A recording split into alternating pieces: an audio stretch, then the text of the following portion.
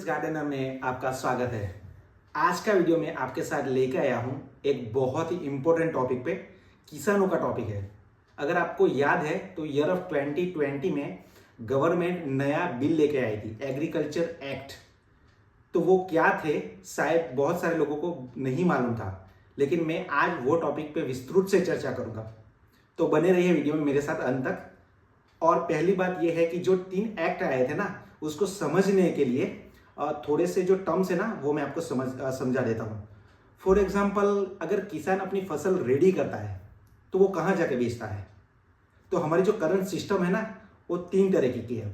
जो पहली है एपीएमसी मंडी, दूसरा है एमएसपी और तीसरा है जो लोकल बाजार, लोकल मार्केट।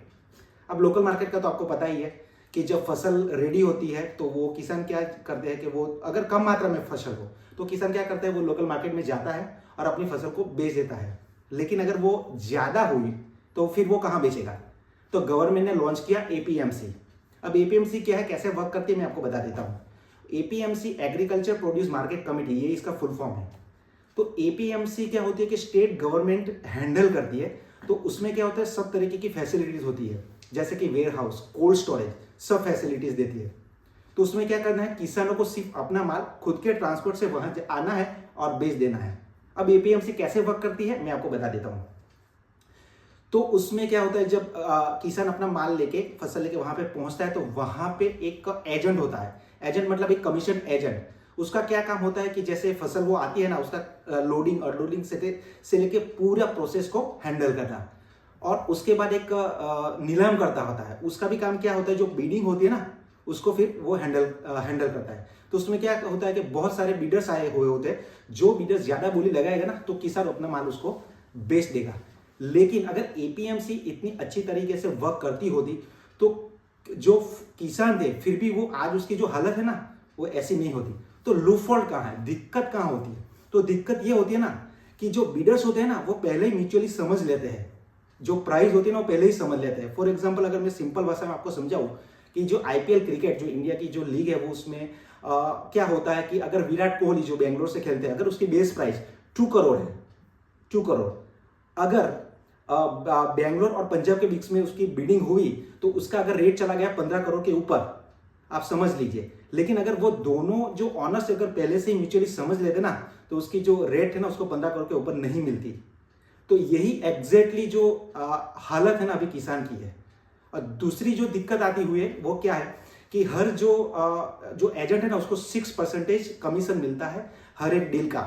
हर स्टेट में वो अलग अलग होता है, लेकिन अगर एवरेज हम पकड़ ले तो वो है 6%।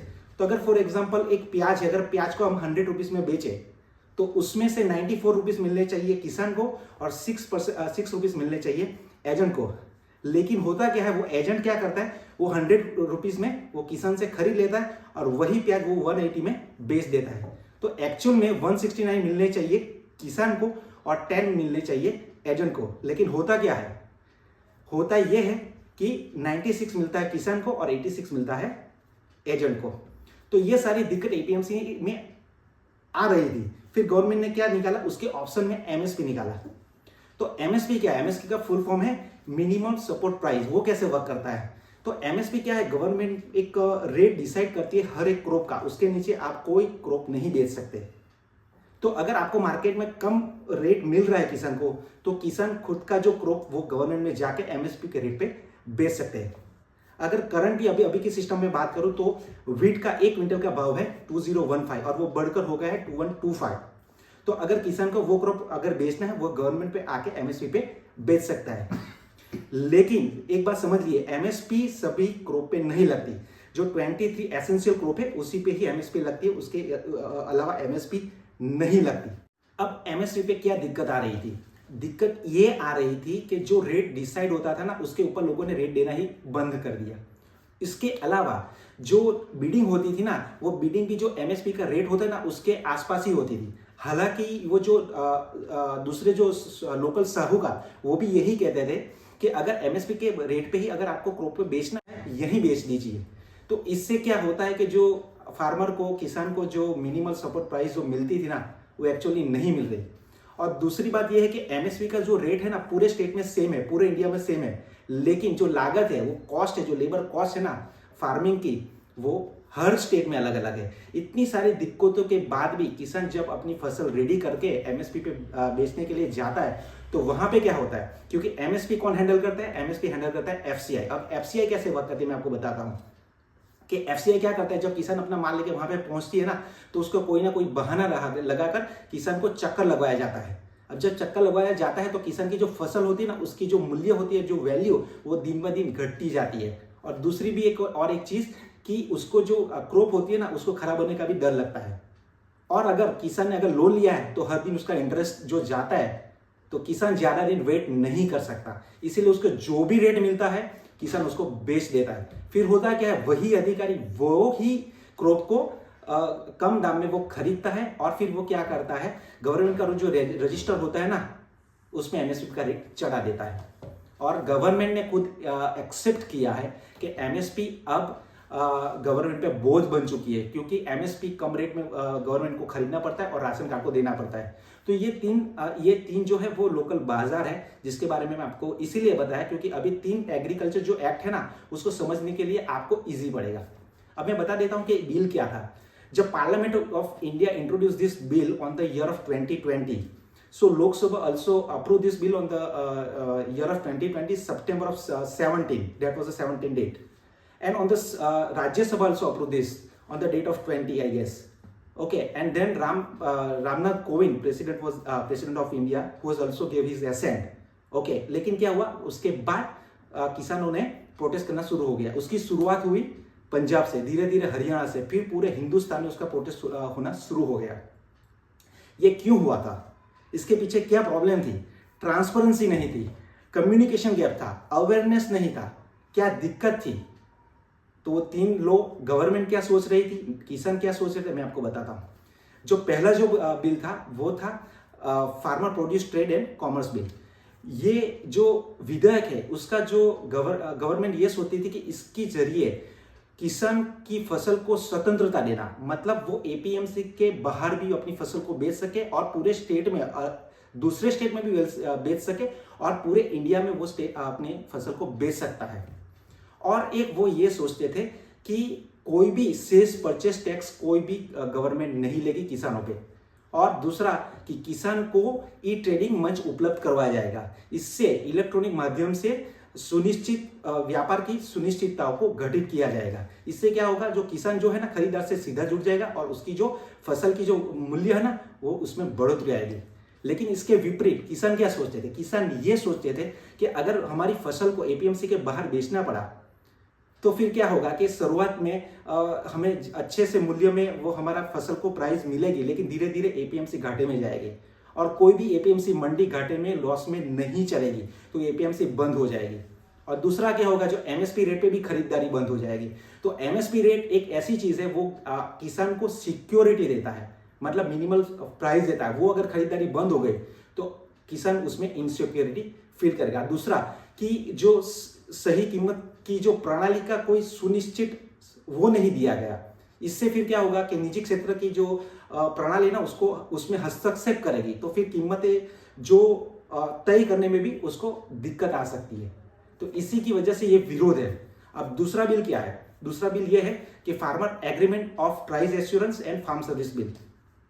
इसके तहत गवर्नमेंट ये सोचती थी कि किसान को व्यापारियों, निर्यातकों और कंपनियों के साथ जोड़ना और कृषि जो विधेयक से जो माध्यम है ना उसके पहले, जो बुआई के पहले किसान की जो फसल है उसके बुआई से पहले ही उसकी जो क्रॉप है ना उसकी मूल्य को निर्धारित करना। उससे क्या होगा, जो बाजार में अनिश्चितता होती है ना, बाजार का किसानों पे जोखिम, वो उससे हटकर प्रायोजकों पे चला जाएगा। और मूल्य पहले से ही तय होने की वजह से क्या होगा कि बाजार में जो अप एंड डाउन होता है ना प्राइस का, इससे प्रतिकूल प्रभाव भी किसानों पे नहीं पड़ेगा और उससे किसान की आय बढ़ेगी, ऐसा गवर्नमेंट सोचती थी। लेकिन इन फ्रंट ऑफ में किसान क्या सोच रहे थे, किसान ये सोच रहे थे कि अगर ये एग्रीमेंट है, काइंड ऑफ अ बॉन्ड, अगर हमने कंपनियों के साथ कर लिया, ओके, तो कंपनियां उसमें हेल्प करेगी। अगर फसल कैसी चाहिए, पेस्टिसाइड कैसे यूज करना है, लैंड को कैसे रेडी करना है, फर्टिलाइजर को कैसे यूज करना है, ओके। लेकिन दिक्कत कहाँ आएगी, दिक्कत ये आएगी कि किसान ये सोचता है कि अगर फसल रेडी होने से पहले ही अगर वो कंपनी बंद हो गई, कंपनी लॉस में गई, घाटे में गई, तो किसान कहाँ जाएगा। और दूसरी ये कि अगर कंपनी को जैसी फसल चाहिए वैसी नहीं मिली तो फिर क्या होगा?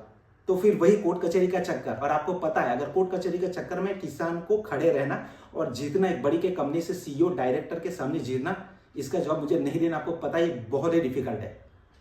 तो ये एक दिक्कत आ रही थी, इसके लिए ये दूसरा बिल है। और तीसरा जो बिल है वो है एसेंशियल कमोडिटीज। अब एसेंशियल कमोडिटीज ये कोई नया बिल नहीं है, ये पुराना ही है, 1955 में आया हुआ था और थोड़े से चेंजेस करके गवर्नमेंट ने ये अभी लाया। इसका जो चीज ये है, इस गवर्नमेंट का ये मानना है कि इसमें आप पर्टिकुलर एक क्रॉप पे आप स्टोर नहीं कर सकते। अभी ऐसा कुछ स्पेसिफिकेशन भी नहीं किया कि किस पे स्टोर कर सकते हैं, लेकिन ये बोल रहे हैं कि आप बाकी सब क्रॉप पे स्टोरेज कर सकते हैं। अब किसान क्या सोचते हैं? अगर किसान, छोटा किसान, मैक्सिमम बड़े किसान कम होते हैं, अगर छोटा किसान है वो तो यही सोचेगा अगर स्टोरेज करना है, हमारे पास स्टोरेज की व्यवस्था होगी तो हम कर सकते हैं, लेकिन हमारे पास कोई स्टोरेज की व्यवस्था नहीं है, ना हमारे पास वेयर हाउस है, ना हमारे पास कोल्ड स्टोरेज है, कुछ नहीं है। तो इससे फायदा किसको होगा?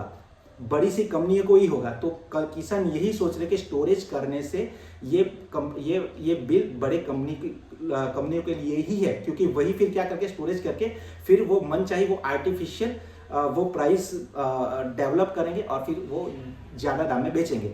इसके लिए इसको दिक्कत हो रही थी। तो ये सारे जो 3 बिल थे, लेकिन फाइनली ये ज़्यादा ही प्रोटेस्ट हो रहा था। फिर तो 1 साल के या 1.5-2 साल तक ये प्रोटेस्ट हुआ। तो 2021 में फिर गवर्नमेंट ऑफ इंडिया ने उसको निष्कर्षित करना पड़ा। तो ये 3 बिल वो बिल थे जिसके वजह से किसानों और गवर्नमेंट के बीच में डिस्प्यूट हो रहे थे और कोई ट्रांसपेरेंसी नहीं थी। इसकी वजह से वो 3 बिल को निष्कर्षित करना पड़ा। तो दोस्तों, आज का वीडियो अगर आपको अच्छा लगा हो तो प्लीज़ लाइक कीजिएगा, शेयर कीजिएगा, सब्सक्राइब कीजिएगा। ऐसे ही दूसरी जानकारी के साथ मैं अगले वीडियो में आपके साथ अवश्य जुड़ूंगा। Thank you and have a nice day.